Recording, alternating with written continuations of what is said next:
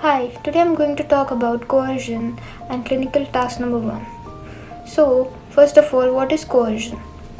Coercion is taking measures against the patient's wishes or in spite of their opposition. For example, a patient who is scared of injections needs to get injected and he refuses to do so, but the nurse forcibly gives him an injection. This may lead to rupture in their therapeutic relationship and risk of trauma or shock. Clinical task number 1. Mrs. Grigorova is a 43-year-old patient who was in an accident in which she fractured her pelvis, right femur and right forearm. She formerly lived alone in an apartment and looked in on her elderly mother at the assisted living facility daily.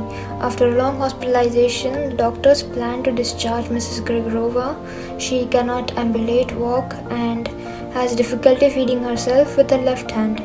Consider how Mrs. Grigorova will move through the healthcare system to regain her self-care ability. Mrs. Grigorova cannot feed herself or ambulate.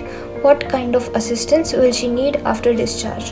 Mrs. Grigorova will need assistance in walking and feeding, which would most likely be provided by home healthcare service or by her family members. Question number 2. Can she be discharged to her apartment living alone? Explain your answer. Mrs. Grigorova cannot feed by herself and walk by herself, so it would not be possible for her to live alone. That is why she would most likely need someone to help her or assist her with walking and feeding. Question number 3. List the locations in which her continuing care would be provided.